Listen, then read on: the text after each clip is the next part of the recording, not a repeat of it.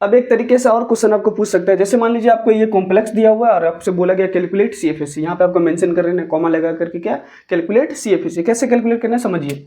अब यहाँ पे अगर टाइटेनियम का चार्ज देखा जाएगा, क्योंकि वाटर क्या होता है न्यूट्रल लिगेंड होता है, 0 × 6 टोटल चार्ज टाइटेनियम पे कितना आ जाएगा +2 आ जाएगा। मतलब टाइटेनियम पे कितना चार्ज है +2 चार्ज है। और आपको पता है कि टाइटेनियम का जब भी हम लोग कॉन्फिगरेशन लिखते हैं तो क्या आएगा, टाइटेनियम का एटॉमिक नंबर क्या होता है 22 होता है। मेंशन कर दीजिए क्या आ जाएगा, आर्गन 18 और क्या हो जाएगा 4s2 और 3d क्या हो जाएगा 2 हो जाएगा। तो 2 इलेक्ट्रॉन है, हमें 2 इलेक्ट्रॉन क्या करना है बाहर निकालना है। तो d में कितना इलेक्ट्रॉन आ गया 2 इलेक्ट्रॉन। तो किसका कॉन्फिगरेशन होगा D2 का।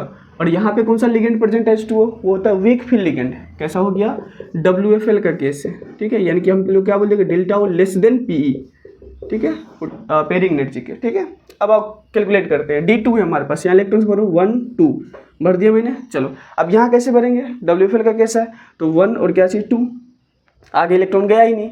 तो बोलो -0.4 डेल्टा O इंटू कितना इलेक्ट्रॉन है, number of electron in T2G 2 हो गया, plus 0.6 delta O into total कितना इलेक्ट्रॉन है यहाँ पे 0 इलेक्ट्रॉन है तो 0, और NP क्या हो गया टोटल नंबर ऑफ पेयर या फिर क्या न्यू पेयर। अच्छा कब आपको क्या लेना है, वो ऑप्शन में जो बताया रहेगा उसके अकॉर्डिंग आंसर करना है, ठीक है, उसी से मैच होगा आपका।